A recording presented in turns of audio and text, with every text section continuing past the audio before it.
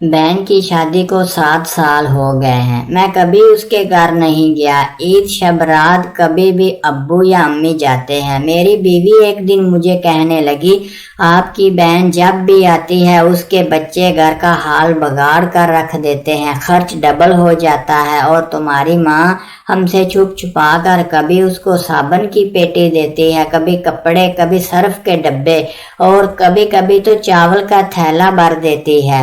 اپنی ماں کو بولو یہ ہمارا گھر ہے، کوئی خیرات سینٹر نہیں۔ مجھے بہت غصہ آیا، مشکل سے خرچ پورا کر رہا ہوں اور ماں سب کچھ بہن کو دے دیتی ہے۔ بہن ایک دن گھر آئی ہوئی تھی، اس کے بیٹے نے ٹی وی کا ریموٹ توڑ دیا۔ میں نے ماں سے غصے میں کہہ رہا تھا، ماں بہن کو بولو یہاں عید پہ آیا کرے بس، اور یہ جو آپ صابن، صرف اور چاول کا تھیلا بھر دیتی ہیں نا، اس کو بند کریں سب۔ ماں چپ رہی، لیکن بہن نے ساری باتیں سن لی تھی۔ میری بہن کچھ نہ بولی۔ 4 بج رہے تھے، اپنے بچوں کو تیار کیا اور کہنے لگی، بھائی مجھے بس سٹاپ تک چھوڑ آؤ۔ میں نے جھوٹے منہ کہا، رہ لیتی کچھ دن، لیکن وہ مسکرائی نہیں۔ بھائی بچوں کی چھٹیاں ختم ہونے والی ہیں۔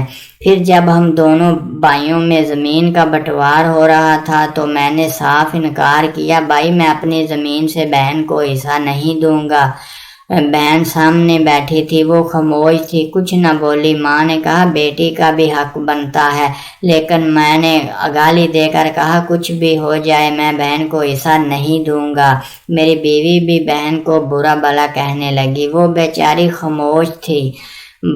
بڑا بھائی علیحدہ ہو گیا۔ کچھ وقت کے بعد میرے بڑے بیٹے کو ٹی بی ہو گئی۔ میرے پاس اس کا علاج کروانے کے پیسے نہیں تھے، بہت پریشان تھا۔ میں نے قرض بھی لے لیا تھا، لاکھ روپیہ، بھوک سر پہ تھی۔ میں بہت پریشان تھا، کمرے میں اکیلا بیٹھا تھا، شاید رو رہا تھا حالات پہ۔ اس وقت وہی بہن گھر آئی۔ میں نے غصے سے بولا، اب یہ آ گئی ہے منحوس۔ میں نے بیوی کو کہا، کچھ تیار کرو بہن کے لیے۔ بیوی میرے پاس آئی، کوئی ضرورت نہیں گوشت یا بریانی پکانے کی اس کے لیے۔ پھر 1 گھنٹے بعد وہ میرے پاس آئی، بھائی پریشان ہو؟ بہن نے میرے سر پہ ہاتھ پھیرا، بڑی بہن ہوں تمہاری، گود میں کھیلتے رہے ہو، اب دیکھو مجھ سے بھی بڑے لگتے ہو۔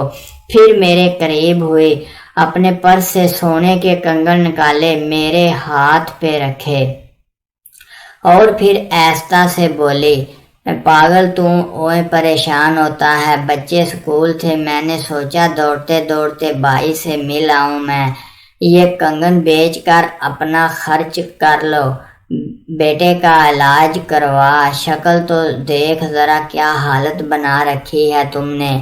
میں خاموش تھا، بہن کی طرف دیکھے جا رہا تھا۔ وہ آہستہ سے بولی، کسی کو نہ بتانا کنگن کے بارے میں، تم کو میری قسم۔ میرے ماتھے پہ بوسہ کیا اور 1000 روپے مجھے دیا، جو 150 کے نوٹ تھے، شاید اس کی جمع پونجی تھی، میری جیب میں ڈال کر بولی، بچوں کو گوشت لا دینا، پریشان نہ ہوا کر۔ جلدی سے اپنا ہاتھ میرے سر پہ رکھا، دیکھ اس نے بال سفید ہو گئے ہیں۔ وہ جلدی سے جانے لگی، اس کے پیروں کی طرف میں نے دیکھا، ٹوٹی ہوئی جوتی پہنی تھی، پرانا سا دوپٹہ اوڑھا ہوا تھا، جب بھی آتی تھی وہیں دوپٹہ اوڑھ کر آتی تھی۔ بہن کی اس محبت میں مر گیا تھا۔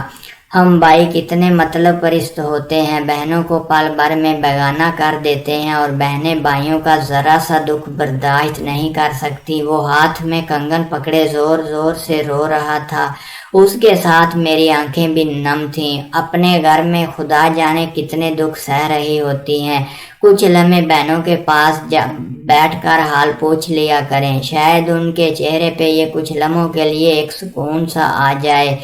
بہنیں ماں کا روپ ہوتی ہیں۔ اگر آپ کو ویڈیو اچھی لگے تو پلیز آپ سے ریکویسٹ ہے، چینل سبسکرائب کر دیجیے۔